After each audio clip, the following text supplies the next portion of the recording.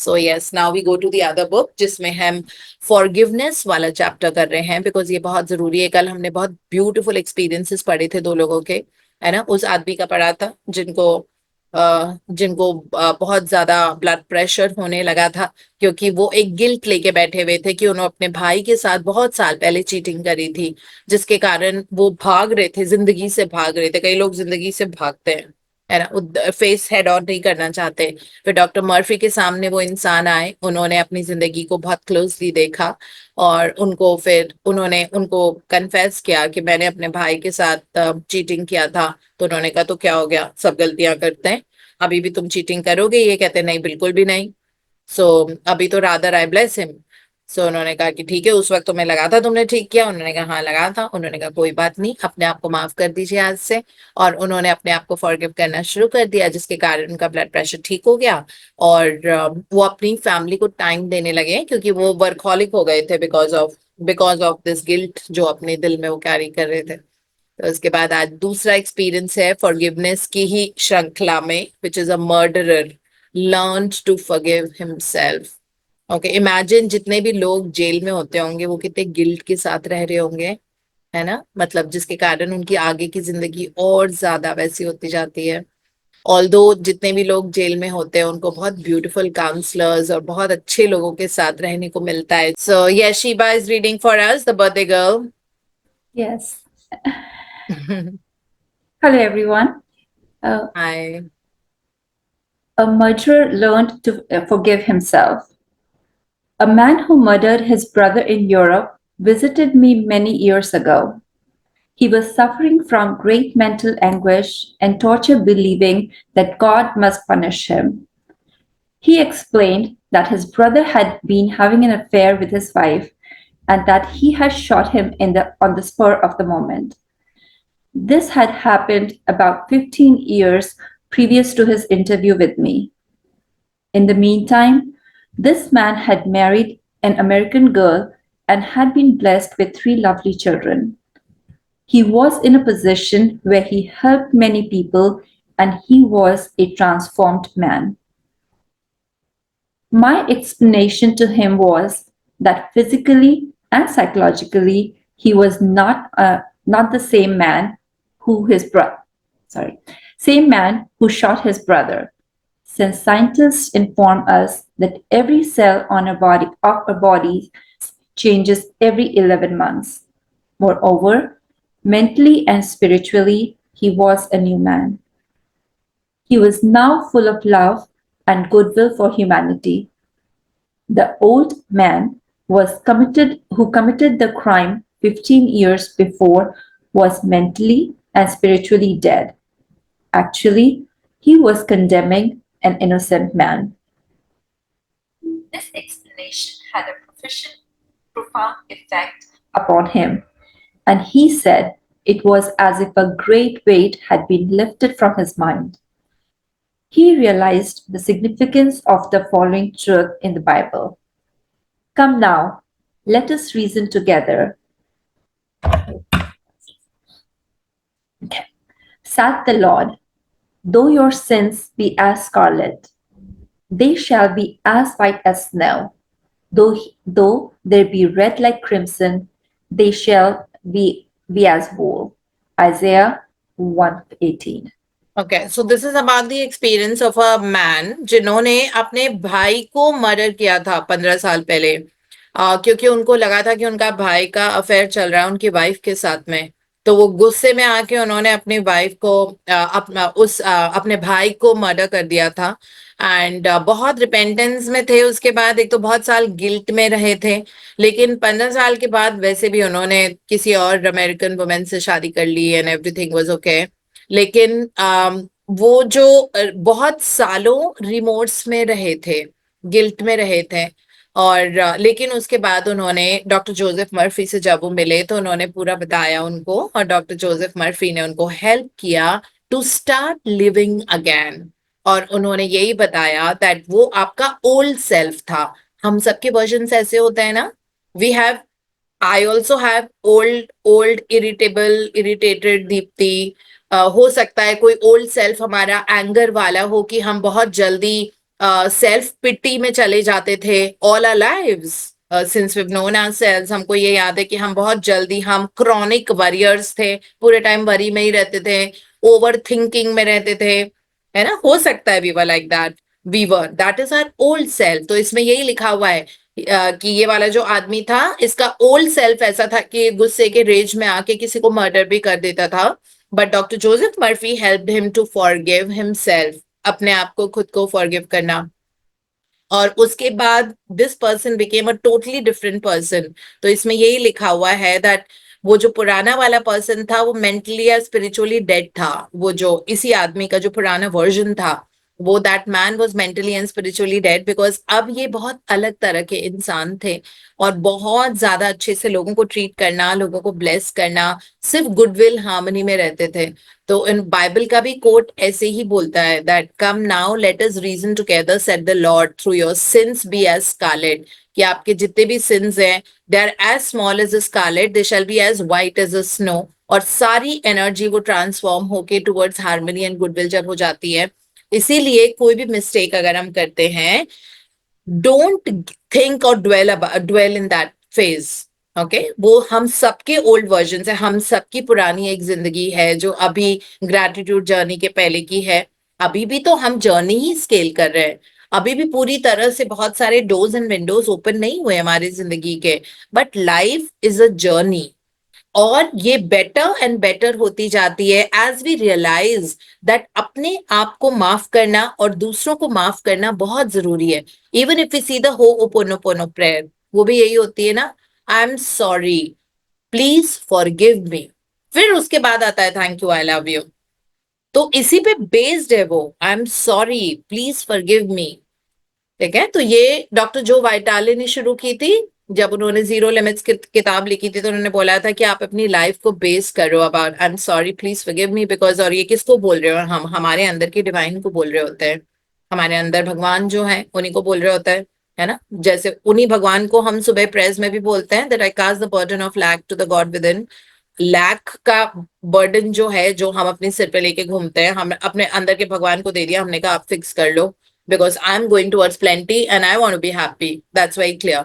सारी प्रॉब्लम को एक गठरी में बांध के आप गॉड को दे दो अपने अंदर के, आप फिक्स कर लो, these are the issues in my life and I am going towards plenty, towards abundance, towards happiness, towards freedom, towards prosperity, towards peace and harmony.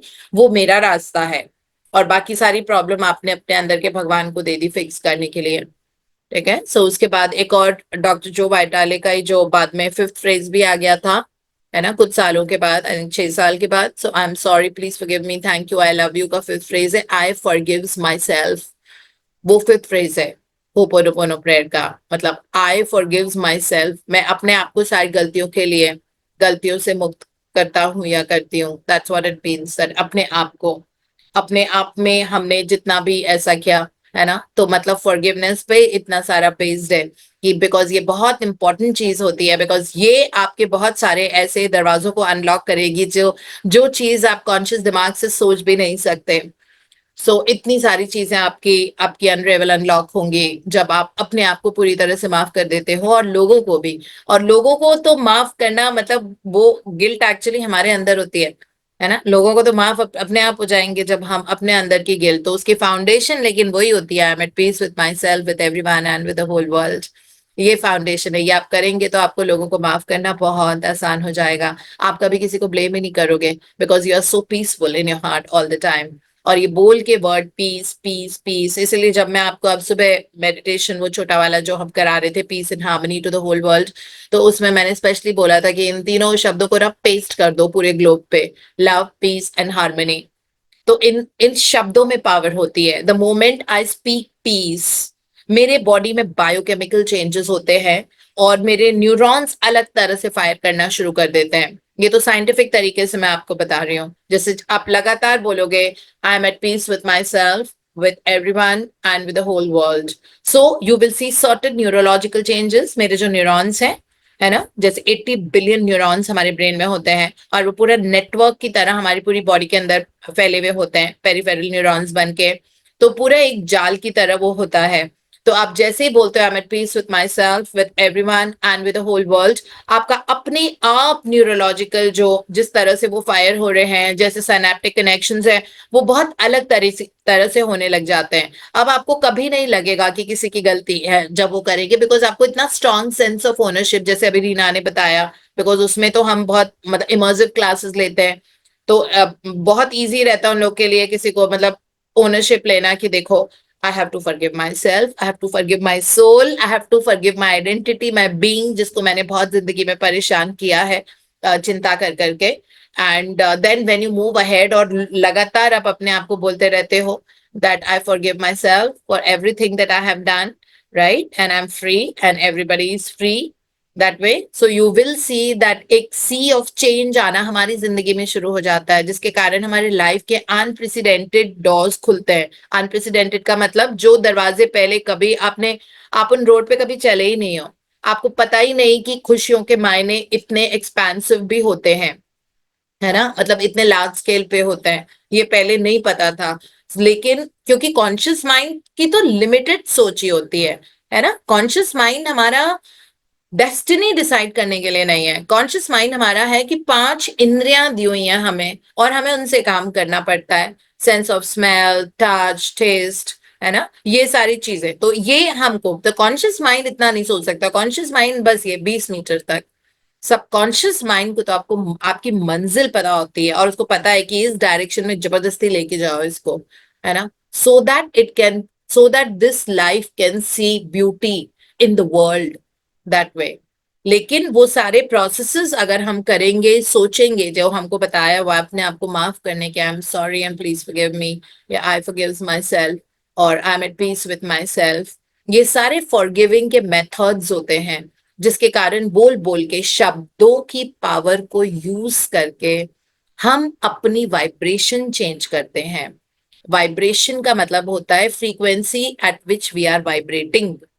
Vibe जिसको हम बोलते हैं ना किसी के लिए उसकी वाइब बड़ी अच्छी है, यार वाइब, वहां उस जगह की वाइब बहुत अच्छी है, उस पर्सन की वाइब बहुत अच्छी है, नहीं, it the energy at which they are vibrating, उसको वाइब्रेशन को वाइब बोलते हैं शॉर्ट में। तो हमें भी अपनी वाइब चेंज करनी बहुत जरूरी होती है, अपने आप को माफ करके, और किसी भी रीजन से अपने अंदर गिल्ट नहीं कैरी करके। And that's very important. या let's read further. Criticism cannot hurt you without your consent. A school teacher told me that one of her associates criticized a speech she had given, saying to her that she spoke too fast. She swallowed some of her words, she couldn't be heard, her diction was poor, and her speech ineffective. The teacher was furious and full of resentment toward her critic. She admitted to me that the criticisms were just. Her first reaction was really childish, and she agreed that the letter was really a blessing and a marvelous corrective. She proceeded immediately to supplement her deficiencies in her speech by enrolling in a course in public speaking at City College.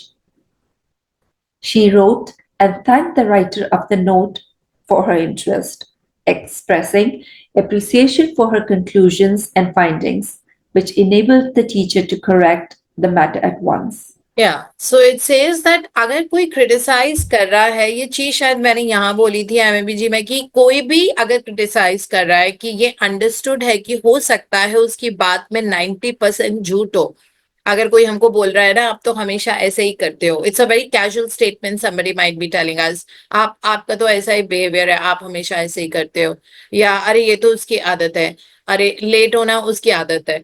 तो अब जिसके लिए ये बोला गया है, that person might feel bad about it, जब मेरे बारे में ऐसा कैसे बोला, मैं तो इतनी मेहनत करता हूँ या करती हूँ या जो भी है। लेकिन अगर 90% उसमें झूठ है उस स्टेटमेंट में, लेकिन 10% ट्रुथ जरूर होता है। अगर कोई कहता है that you are not giving enough time to the family और टू द हाउस, तो हो सकता है 95% वो गलत बोल रहा है, और लेकिन 5% उसमें हमेशा ट्रुथ होता है। तो इसीलिए उसको रिफ्लेक्ट करना, उसी के चलते ये वाला एग्जाम्पल है स्कूल टीचर का। तो ये स्कूल टीचर थी, तो इनकी एक कुलीग थी जो इन स्कूल टीचर को बोलती हैं कि तुम इतनी फास्ट बोलती हो कि तुम अपने वर्ड्स ही खा लेती हो, लाइक वो वर्ड्स ही सुनाई नहीं पड़ते, इतना फास्ट तुम्हारी बोलने का तरीका होता है। इस स्कूल टीचर को ये क्रिटिसिज्म लगा और उनको बहुत बुरा लगा इस बारे में कि ऐसे कैसे मुझे बोल दिया, है ना। फिर उसके बाद लेकिन जब डॉक्टर जोसेफ मर्फी के कांटेक्ट में आई तो उन्होंने कन्फेस किया, हाँ मुझे भी लगता है कि मैं थोड़ा फास्ट बोलती हूँ और बाकी लोग भी बोलते हैं कि मेरी बहुत फास्ट स्पीच है और फास्ट होने के कारण मैं कुछ कुछ वर्ड्स को ही च्यू कर लेती हूँ, मुझे सुना मतलब लोगों को ठीक से नहीं समझ में आता मैं क्या बोलती हूँ। तो उन्होंने स्पीच थेरेपी क्लासेस लिया, मतलब जहाँ पे स्पीच और डिक्शन पे वर्क करना था उनको। तो उन्होंने इस बात को माना कि हाँ somebody is telling, और उस पर्सन का इंटेंशन ये नहीं है मुझे क्रिटिसाइज करना, उस पर्सन का इंटेंशन ये है दैट मेरे अंदर कुछ चीज है जो मुझे इम्प्रूव करने की जरूरत है। और भगवान तो धरती पे आके नहीं बोलते ना कि आप ये चीज इम्प्रूव कर लो, वो लोगों को बोलते हैं। और लोगों के बिहेवियर, लोगों के उनसे आपको पता लग जाएगा कि मुझे ये बदलने की जरूरत, मतलब मुझे I need to change this about myself, मुझे ये अब मेरा ये स्वभाव मुझे बदलने की जरूरत है। अगर कोई बोल रहा है वो हमेशा लेट आती है, तो लेट आने को instead of just laughing about it, doesn't has to reflect, है ना, जिसको हम रिफ्लेक्शंस बोलते हैं। रिफ्लेक्शन जिंदगी में आपको आगे लेके जाता है। अगर किसी का भी स्टेटमेंट है, अगर कोई एज अ पास से कोई स्टेटमेंट बोलता है और हमको लगता है कि how dare that person speak like this about me, ऐसे नहीं सोचना है। हो सकता है उसमें 5% ट्रुथ जरूर होता है, हो सकता है वो 100% ट्रू हो एक्चुअली। तो उसमें जो ट्रुथ है उस पर आप अमल करो, उसमें आप वक्त बिता के अपने आप को रिफ्लेक्ट करो that yes let me start working on it. अब मैं इस वाला जो मेरी हैबिट है जिसके कारण ये लोग, मुझे 2-3 लोगों ने ऐसा बोला है, तो मैं अपने आप पे वर्क करके अपने आप को इसको बदल लूंगा, है ना, ये वाला जो भी चीज बोली है। तो इस तरह ये स्कूल टीचर की भी स्पीच के बारे में बोला था कि बहुत फास्ट बोलती है, वर्ड्स ही खा जाती है बीच बीच में, तो समझ में नहीं आता है और ये सब। तो इसने स्पीच थेरेपी क्लासेस ली और इसने जिस पर्सन ने बोला था इसके बारे में, उसने एक नोट लिखा, उनको थैंक यू नोट लिखा, थैंक यू नोट लिखा और बोला कि थैंक यू मुझे इतना मतलब ये बताने के लिए। और उन्होंने अपना बहुत अप्रिसिएशन एक्सप्रेस किया कि थैंक यू मुझे ऐसा बोला आपने। तो इसीलिए इसमें लिखा हुआ है, इस टॉपिक का नाम है क्रिटिसिज्म। आपके ऊपर है कि whether you are taking it as a criticism या फिर आप उसको एक फीडबैक की तरह ले रहे हो, है ना, क्योंकि थैंक गॉड किसी ने ऐसा बोला। तो दैट वे तो ये हमारे ऊपर होता है कि whether you just brush it off and say how dare you talk to me like that, it's my problem, है ना। जैसे अगर कोई बोलता है कि आपका सपोज ऐसे ही बोला है कि आपका पहले से वेट थोड़ा बढ़ गया है, तो उस पर्सन को कोई फर्क नहीं पड़ रहा, कम से कम उसने ये बोला, आपको रियलाइज हो आना चाहिए thank you for telling me this, now will work on it, मुझे भी ऐसा लग रहा था, मुझे भी थोड़े जॉइंट पेन शुरू हो गए थे। तो ऐसे बोल के अप्रिशिएट करना उसको, तो क्रिटिसिज्म लेना या उसको एज अ पॉजिटिव फीडबैक लेना, ये हमारे ऊपर होता है। तो सब कुछ गलत नहीं होता है अगर कोई कुछ बोल रहा है कि अगर आप ऐसा कर रहे हो या बहुत ज्यादा, तो ये सब गलत नहीं होता है, ये फीडबैक होता है, इस पे वर्क करो, है ना, because we need to become a wholesome person. इसलिए क्रिटिसिज्म हमेशा क्रिटिसिज्म नहीं होता है, and that really we need to know. या सो या how to be compassionate, let's study. How to be compassionate. Suppose none of the things mentioned in the letter had been true of the teacher. The latter would have realized that her class material had upset the prejudice, superstitions, or narrow sectarian belief of the writer of the note, and that a psychologically ill person was simply pouring forth her resentment because a psychological boil had been hurt. To understand this fact is to be compassionate. The next logical step would be to pray for the other person's peace, harmony, and understanding. You cannot be hurt when you know that the master of your thoughts, reactions, and know that you are master of your thoughts, reactions, and emotions. Emotions follow thoughts, and you have the power to reject all thoughts which may disturb or upset you. Yeah. So this is again about someone telling us something हमारे बारे में या किसी चीज के बारे में, is that we very understanding as a person. है ना। अगर आपको लगता है कि जेन्युइनली वो पर्सन आपको क्रिटिसाइज कर रहा है, तो उसमें लिखा हुआ है कि be very compassionate towards that person, है ना। अगर लगातार कोई आपकी बुराई, देखो अगर जेन्युइनली उनका इंटेंशन अच्छा होगा आपके लिए, तो उन्होंने आपको एक बार बोल दिया that why don't you start doing this, और you always do this, work on this trait of yours, इस तरह से मत सोचो। तो अगर वो इंटेंशन है तब तो बहुत बढ़िया बात है, वो तो हमारे लिए फीडबैक है ना, हम डेफिनेटली उस पर वर्क करेंगे। लेकिन अगर आपको लगता है कि वो बार बार बार बार that person is constantly criticising, और कई लोगों की आदत होती है क्रिटिसाइज करना, तो उन्होंने बोला कि उनके लिए बुरा मत सोचो, है ना। That person needs a lot of peace and harmony in that, उसके उसकी जिंदगी में बहुत पीस की कमी होगी मे बी। ऑब्वियसली अगर कोई बहुत ज्यादा प्रॉब्लम में है, तभी तो वो इस तरह का फीचर बनेगा ना, कि वो लगातार हमको क्रिटिसाइज कर रहा है और भी लोगों को जाके वो, उसका बिहेवियर ही ऐसा हो गया है, चिचिड़ चिचिड़ चिचिड़ everywhere where that person is going, is kind of infusing certain conflicts. So अगर वैसी वाली सिचुएशन आ रही है, तो ऐसे में हम इस किताब को पढ़ रहे हैं ना, उस पर्सन ने तो नहीं इस किताब को पढ़ा। अगर वो पर्सन ने, उसको पता होता सबकॉन्शियस कॉन्शियस माइंड कैसे वर्क करते हैं, कैसा आपका बिहेवियर लोगों के साथ होना चाहिए, तो वो इन द फर्स्ट प्लेस ऐसे करता ही नहीं। अगर कोई पर्सन लगातार अगर आपको इस तरह से बिहेव कर रहा है या क्रिटिसाइज कर रहा है, तो उस पर्सन को हमको प्रे करना है from the core of a heart for that person peace, harmony and understanding, that thank you universe for so and so's, जो भी उनका नाम है, for that person peace, harmony and understanding, इस तरह से। और दूसरी चीज जो डॉक्टर जोसेफ मर्फी इसमें लिख रहे हैं, कि आप ऐसे ही थोड़ी चलते फिरते कोई भी ऐसे बात कर रहा है तो आप हर्ट हो जाओगे, है ना। सो वो बोल रहे हैं बिल्कुल किसी की बातों के कारण अपने आप को हर्ट नहीं करना है। Be the master of your emotions. Okay, so you can not just succumb to, अपने इमोशंस ऐसे थोड़ी हैं कि पूरे एनवायरमेंटल है, कोई भी कुछ बोल देता है, कर देता है, अपने इमोशंस हमारे फुहारे की तरह बाहर आने शुरू हो जाते हैं। कोई तो इमोशनल स्टेबिलिटी, ईक्यू की बहुत जरूरत होती है, तो ईक्यू बिल्ड होता है हमारा ये वाला किताब पढ़ के भी, है ना। क्योंकि हमको ये पता लगता है कि दूसरा इंसान जो है, अगर उसने हमको लगातार वो कुछ बुराई कर रहा है और बोल रहा है कि आप ऐसे ही करते हो, वो करते हो, that person needs your love. Okay, that person needs love, उसकी जिंदगी में प्यार और पीस की बहुत कमी है, इसलिए लगातार वो ऐसे कर रहा है। तो हमारी जिंदगी से जेन्युइन लव और जेन्युइन पीस रेडिएट होना चाहिए उसके प्रति।